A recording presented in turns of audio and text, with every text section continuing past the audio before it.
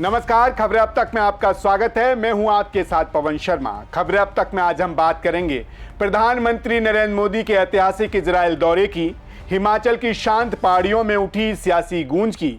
साथ ही खबरें अब तक में आज बात होगी उगते सूरज के देश जापान में गूंजते जय श्री राम के नारों की। और अंत में बात करेंगे औरैया पुलिस के उस बड़े एक्शन की जिसने कागजों पर चल रहे करोड़ों के जीएसटी फर्जीवाड़े का भंडाफोड़ किया है। लेकिन इन सभी खबरों को विस्तार से समझने से पहले आइए नजर डालते हैं इस समय की हेडलाइंस पर। जापान दौरे पर सीएम योगी को मिला 11,000 करोड़ का निवेश, उत्तर प्रदेश में लगेगी कई नई फैक्ट्रियां। बीएसपी विधायक उमा शंकर सिंह के घर पर छापा, 30 से ज्यादा अफसर रहे मौजूद। देश के सबसे तेजी से विकासशील राज्यों में से एक यूपी, टोक्यो में बोले सीएम योगी। लॉरेंस का मुखबिर था इसीलिए चलवाई गोली, नवीन बॉक्सर ने ली दिल्ली शूटआउट की जिम्मेदारी। आईडीएफसी फर्स्ट बैंक घोटाले में बड़ा एक्शन, मास्टरमाइंड रिभव ऋषि समेत 4 आरोपी गिरफ्तार। मेरे कार्यकाल को लंबे समय तक याद रखा जाएगा, अमेरिका संसद में बोले राष्ट्रपति ट्रंप। अश्लील कंटेंट पर केंद्र सरकार की सख्ती, 5 ओटीटी प्लेटफॉर्म किए बंद। पाकिस्तान में 2 अलग अलग आतंकी हमले, 4 सुरक्षा कर्मियों समेत 11 की मौत। सोने चांदी ने फिर दिया झटका, 1,61,000 के पार पहुंचा गोल्ड, सिल्वर भी हुई महंगी। घरेलू शेयर बाजार में सपाट क्लोजिंग, सेंसेक्स 50 अंक चढ़ा, निफ्टी 25,482 के स्तर पर हुआ बंद। हेडलाइंस के बाद खबरें अब तक में एक बार फिर आपका स्वागत है। तो चलिए शुरू करते हैं खबरों का सिलसिला और सबसे पहले बात करेंगे आज के खास और पहले मुद्दे के बारे में। पश्चिम एशिया के सुलगते रेगिस्तान के बीच आज कूटनीति का एक नया इतिहास लिखा जा रहा है। प्रधानमंत्री नरेंद्र मोदी इजरायल की धरती पर हैं और ये दौरा सिर्फ 2 देशों की मुलाकात नहीं बल्कि दुनिया के 2 सबसे शक्तिशाली लोकतंत्रों का वो शक्ति प्रदर्शन है जिसे बीजिंग से लेकर इस्लामाबाद तक खलबली मच गई है। जी हां, 9 साल बाद प्रधानमंत्री मोदी एक बार फिर इजरायल जा पहुंचे हैं, लेकिन इस बार वक्त बदला हुआ है, हालात बदले हुए हैं और भारत की हैसियत भी बदल चुकी है।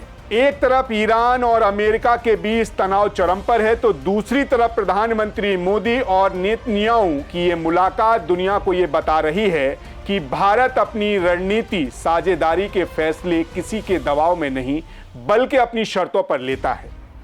आज सबकी नजरें इजरायल की संसद पर टिकी रहीं, जहां से प्रधानमंत्री मोदी के संबोधन ने पूरी दुनिया के लिए एक बड़ा संदेश दिया। लेकिन असली हलचल तो रक्षा गलियारों में देखने को मिली।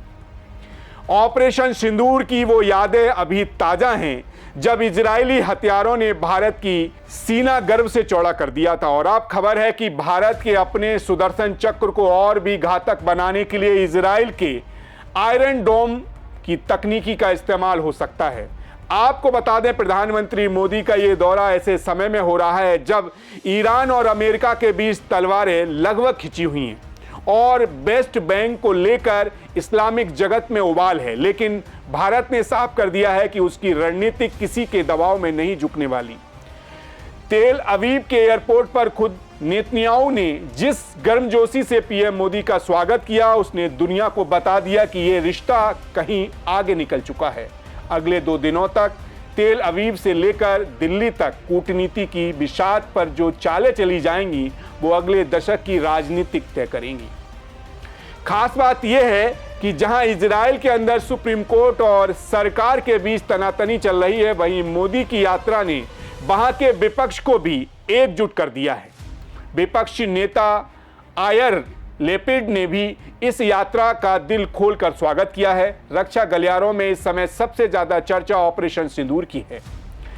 पिछले साल पाकिस्तान के साथ हुई 4 दिनों की सैन्य कार्रवाई में इजरायली हथियारों ने जिस तरह से भारत का अवैध कवच बनकर साथ दिया, उसने इस दोस्ती को खून के रिश्ते जैसी मजबूती दे दी है।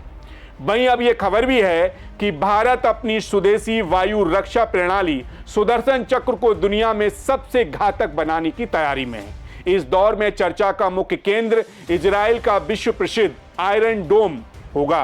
भारत चाहता है कि आयरन डोम की वो तकनीकी जो दुश्मन की मिसाइलों को हवा में ही राख कर देती है, अब भारत के सुरक्षा तंत्र का हिस्सा बनी। ड्रोन सिस्टम, मिसाइल टेक्नोलॉजी और साइबर डिफेंस पर होने वाले ये समझौते चीन और पाकिस्तान जैसे पड़ोसियों की नींद उड़ाने के लिए काफी हैं। इस यात्रा में केवल हथियार ही नहीं बल्कि नया भूगोल भी लिखा जा रहा है। नेतन्याहू द्वारा प्रस्तावित गठबंधन का गहन मंथन होना है। इसका मकसद कट्टरपंथी ताकतों के खिलाफ एक ऐसा आर्थिक और सुरक्षा घेरा तैयार करना है जो पश्चिम एशिया से लेकर दक्षिण एशिया तक शांति और व्यापार का नया गलियारा बनाए। साथ ही मुक्त व्यापार समझौते पर भी मोहर लग सकती है, जिससे भारतीय व्यापारियों के लिए इजराइल के दरवाजे भी पूरी तरह खुल जाएंगे। कुल मिलाकर देखा जाए तो प्रधानमंत्री नरेंद्र मोदी का यह दौरा सिर्फ मुलाकातों और औपचारिकताओं का नहीं बल्कि ये बदलते हुए नए भारत की उस हुकार का नाम है जो अब दुनिया के किसी भी कोने में अपनी शर्तों पर दोस्ती निभाना जानता है।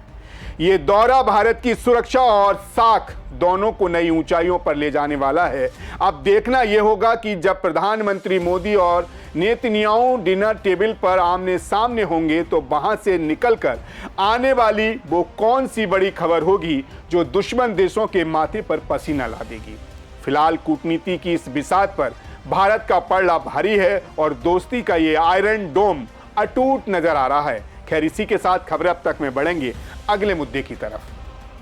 अब बात करेंगे उस सियासी धमाके की जिसकी गूंज देवभूमि हिमाचल की पहाड़ियों से उठी है और जिसका सीधा असर लखनऊ की गद्दी तक महसूस किया जा रहा है। जी हां, समाजवादी पार्टी के अध्यक्ष अखिलेश यादव इस वक्त हिमाचल के सिरमौर में हैं। कहने को तो ये एक निजी दौरा है, लेकिन सियासत में कुछ भी महज निजी नहीं होता। Z+ सुरक्षा का घेरा, 1 दर्जन गाड़ियों का काफिला और कड़ाके की ठंड के बीच अखिलेश यादव का यह सीक्रेट मिशन अब एक बड़े राजनीतिक विवाद में बदल चुका है। अखिलेश यादव ने सिरमौर के दुर्गम रास्ते को पार करते हुए बद्रिका आश्रम में माथा टेका, लेकिन वहां से निकलते ही उन्होंने सोशल मीडिया पर जो ट्वीट बम फोड़ा उसने दिल्ली से लेकर शिमला तक खलबली मचा दी। आखिर क्या है ये सनातन सड़क योजना और क्यों अखिलेश यादव को देवभूमि में सनातन कार्ड खेलने की जरूरत पड़ी?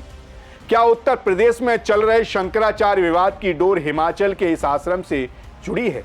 आइए जानते हैं अखिलेश यादव के इस गोपनीय दौरे की पूरी कहानी।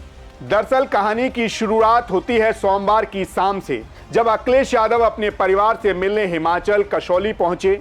पंजाब नंबर की चमचमाती गाड़ियां और 21 सुरक्षा कर्मियों के साथ उनका काफिला होटल पहुंचा। मंगलवार सुबह 9 बजे अखिलेश यादव सिरमौर से मरयोग स्थित एक बद्रिका आश्रम पहुंचे, जहां उनकी पत्नी डिंपल यादव और बेटी पहले से ही वहां ठहरे हुए थे। आपको बता दें, गिरी गंगा नदी के किनारे बसा ये आश्रम कोई साधारण जगह नहीं है। यहाँ के गुरु ओम स्वामी अपनी सिद्धियों के लिए पूरी दुनिया में जाने जाते हैं। कहा जा रहा है कि उत्तर प्रदेश में जारी शंकराचार्य विवाद के बीच अखिलेश का यहां आना और बाबा से गुपचुप आशीर्वाद लेना उनके विरोधियों के लिए एक बड़ा संदेश है। क्या अखिलेश अब हिंदुत्व के पिच पर भारतीय जनता पार्टी को टक्कर देने की तैयारी में है? लेकिन असली धमाका तब हुआ जब अखिलेश ने यशवंत नगर से बद्रिका आश्रम जाने वाली खस्ताहाल सड़क का वीडियो शेयर किया। उन्होंने केंद्र की प्रधानमंत्री ग्राम सड़क योजना पर कटाक्ष करते हुए एक नया नाम उछाल दिया, सनातन सड़क योजना। अखिलेश ने लिखा, जब पीएम सड़क योजना बन सकती है तो आश्रमों को जोड़ने के लिए सनातन सड़क योजना क्यों नहीं? उन्होंने तंज कसते हुए इसे महाझूठ के शासनकाल में सच संग का मार्ग बताया। वहीं अखिलेश के इस बयान पर सोशल मीडिया में उबाल आ गया। लोग पूछ रहे हैं कि क्या ये वाकई आश्रमों का विकास या टूटी सड़क के बहाने सरकार की घेराबंदी है। कुछ यूजर ने तो यहां तक कह दिया कि अखिलेश जी, अगर आप इतने ही सनातनी हैं तो घोषणा पत्र में गाय को राज्य माता का दर्जा देने का वायदा क्यों नहीं करते। देखा जाए तो ये अखिलेश ने एक तीर से दो शिकार किए हैं। एक तरफ उन्होंने खुद को धर्म और सनातन का पक्षधर दिखाया है, तो दूसरी तरफ बुनियादी ढांचे के बहाने सरकार की पोल भी खोल दी है। क्या ये अखिलेश यादव के बदलते तेवर है या 2027 की तैयारी अब मंदिरों और आश्रमों के रास्ते से होकर गुजरेगी? हिमाचल की इन पथरीली सड़कों पर उछली ये सनातन की चिंगारी उत्तर प्रदेश की राजनीति में कितनी बड़ी आग लगाएगी, ये तो आने वाला वक्त तय करेगा। फिलहाल इस हाई प्रोफाइल दौरे ने यह साफ कर दिया है कि अखिलेश यादव अब सिर्फ समाजवाद नहीं बल्कि सनातन की पिच पर भी बैटिंग करने के लिए तैयार हो चुके हैं। खैर, इसी के साथ खबरें अब तक में रुक करेंगे अगले मुद्दे की तरफ। अब बात करेंगे उस आदित्य की जिसकी चमक अब उगते सूरज के देश यानी जापान में दिखाई दे रही है। जी हां, टोक्यो में अलग ही नजारा देखने को मिला, जहां केसरिया साफा पहने भारतीय प्रवासियों के जय श्री राम के नारों ने जापान का आसमान गूंज उठा। उत्तर प्रदेश के मुख्यमंत्री योगी आदित्यनाथ अपने पहले आधिकारिक जापान दौरे पर पहुंच चुके हैं और पहुंचते ही उन्होंने जो हुकार भरी है उसने दुनिया भर के निवेशकों के कान खड़े कर दिए हैं। योगी आदित्यनाथ ने जापान की धरती से दुनिया को बता दिया कि जिस तरह उत्तर प्रदेश कभी बीमारू कहा जाता था, वही यूपी भारत की इकोनॉमी का सबसे बड़ा ग्रोथ इंजन बन चुका है। लेकिन ये दौरा सिर्फ मुलाकातों का नहीं, ये दौरा है उत्तर प्रदेश को $1 ट्रिलियन इकोनॉमी बनाने के संकल्प का। आज हम आपको बताएंगे कि कैसे टोक्यो में ब्रांड उत्तर प्रदेश का डंका बज रहा है। नोएडा एयरपोर्ट के लिए जापानी कंपनियों ने दी 500 एकड़ जमीन का क्या प्लान है और क्यों सीएम योगी का 600 किलोमीटर प्रति घंटे की रफ्तार वाली ट्रेन में सफर करना उत्तर प्रदेश के भविष्य के लिए एक बड़ा संकेत है। चलिए आपको बताते हैं। आज बुधवार को जैसे ही सीएम योगी टोक्यो एयरपोर्ट पर उतरे, उनका स्वागत किसी ग्लोबल लीडर की तरह हुआ। यामानीशी प्रांत के उपराज्यपाल और भारतीय दूतावास उनका अभिनंदन किया। सीएम योगी ने जापान को भगवान बुद्ध की विरासत से जोड़कर एक गहरा सांस्कृतिक सेतु बना दिया। टोक्यो में आयोजित इन्वेस्टमेंट रोड शो के दौरान सीएम योगी ने जापानी दिग्गज कंपनियों के सामने उत्तर प्रदेश की नई तस्वीर पेश की। उन्होंने आंकड़ों की झड़ी लगाते हुए कहा कि पिछले 9 वर्षों में उत्तर प्रदेश की अर्थव्यवस्था और प्रति व्यक्ति आय 3 गुना बढ़ चुकी है। भारत का 95% एक्सप्रेस वे नेटवर्क और सबसे बड़ा रेल नेटवर्क आज अकेले उत्तर प्रदेश के पास है। देश की 55% मोबाइल मैन्युफैक्चरिंग अब उत्तर प्रदेश में हो रही है।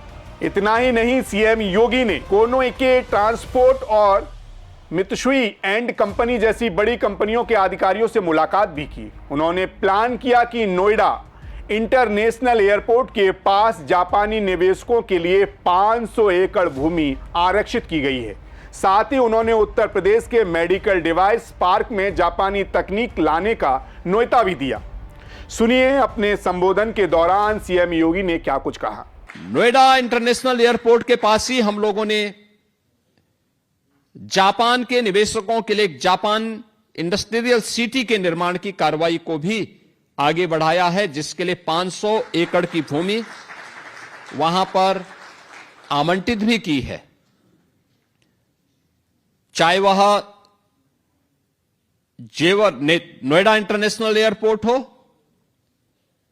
या फिर अन्य महत्वपूर्ण एक्सप्रेस हाईवे के पास बनने वाले इंडस्ट्रियल क्लस्टर, इन सब में निवेश की अनंत संभावनाएं हैं और जापान से जुड़ी हुई तमाम कंपनियों ने उत्तर प्रदेश के अंदर अपना निवेश किया है।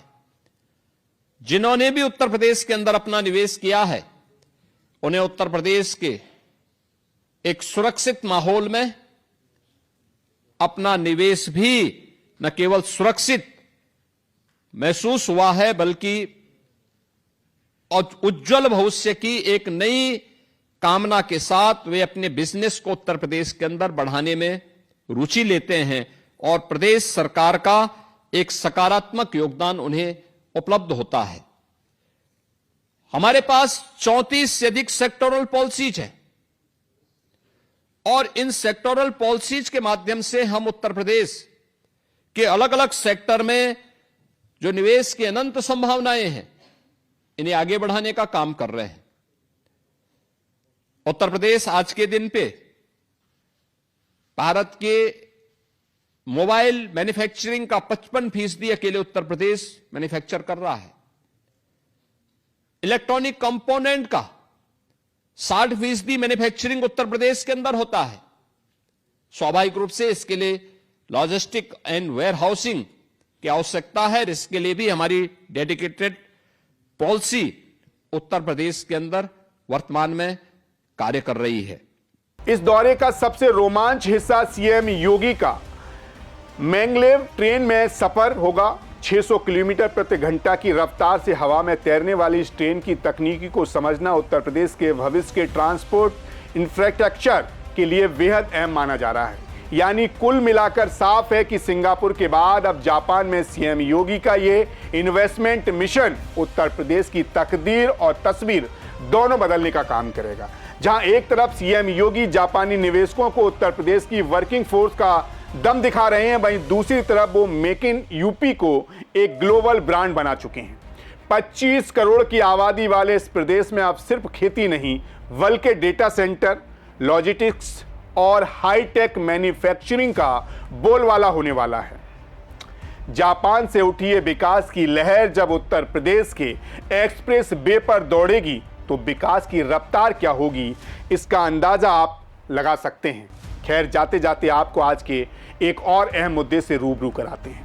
अब बात करेंगे उस सफेद पोस्ट डकैती की जो बंद कमरों में लैपटॉप और कागजों के सहारे की जा रही थी। जी हां, उत्तर प्रदेश के औरैया में पुलिस ने एक ऐसे गैंग का पर्दाफाश किया है जो सरकार की आंखों में धूल झोंककर करोड़ों की चपत लगा रहा था। ये कोई गली मोहल्ले के चोर नहीं थे, ये हैं जीएसटी के वो मास्टरमाइंड खिलाड़ी जिन्होंने फर्जी फर्मों का ऐसा मकड़जाल बुना है कि जांच एजेंसियां भी दंग रह गई हैं। सोचिए, कंपनियां सिर्फ कागजों पर चल रही थीं, धंधा जीरो था लेकिन मुनाफा करोड़ों में। औरैया के पुलिस अधीक्षक अभिषेक भारती ने इस पूरे सिंडिकेट का कच्चा चिट्ठा खोलकर रख दिया। करीब 2 करोड़ 29 लाख रुपए की टैक्स चोरी और गरीब लोगों के दस्तावेज का सौदा। ये कहानी है लालच, धोखाधड़ी और शातिर दिमाग की। आपको बता दें, महाफर्जीवाड़े की गूंज पहली बार जुलाई 2025 में सुनाई दी थी। राजकर विभाग के अधिकारियों को भनक लगी कि औरैया में बैठे कुछ कंपनियां हवा में करोड़ों का कारोबार कर चुकी हैं। 30 जनवरी 2025 को इटावा संभाग के अधिकारी वीरी सिंह ने जब औरैया कोतवाली में मुकदमा दर्ज कराया तो पुलिस ने एसआईटी गठित कर इस काले खेल की गहराई में उतरना शुरू किया। जांच में खुलासा हुआ कि ये गैंग बेहद शातिर तरीके से काम करता है। ये गैंग गरीब और जरूरतमंद लोगों को पकड़ता था, उन्हें 10 से 15 हजार रुपए का लालच देता था और उनके आधार कार्ड, पैन कार्ड, बैंक खाते और मोबाइल नंबर ले लेता था। इसके बाद असली खेल शुरू होता था। फर्जी किराएनामा, फर्जी बिजली बिल तैयार किए जाते थे और जीएसटी पोर्टल पर रजिस्ट्रेशन करा दिया जाता था। वहीं पुलिस की रडार पर 3 फर्में सामने आई। इन कंपनियों ने जयपुर की एक गौरी शंकर ट्रेडिंग कंपनी से फर्जी खरीद दिखाई और बिना एक पैसे का टैक्स जमा किए 2 करोड़ 29 लाख 50 हजार रुपए की आईटीसी क्लेम कर ली। जब अधिकारी जांच करने पहुंचे तो ना तो वहां कोई दुकान थी और ना ही कोई गोदाम, सिर्फ कागजों का अंबार था। वहीं पुलिस ने 2 आरोपियों को धर दबोचा। उनकी निशानदेही पर गैंग के 2 और लोग सलाखों के पीछे पहुंच गए हैं। आरोपियों के पास से जो जखीरा मिला वो किसी कॉल सेंटर से कम नहीं था। जाहिर है औरैया पुलिस की इस बड़ी कार्रवाई ने साबित कर दिया कि अपराध चाहे कितना भी डिजिटल या शातिर क्यों ना हो, कानून के हाथ वहां तक पहुंच ही जाते हैं।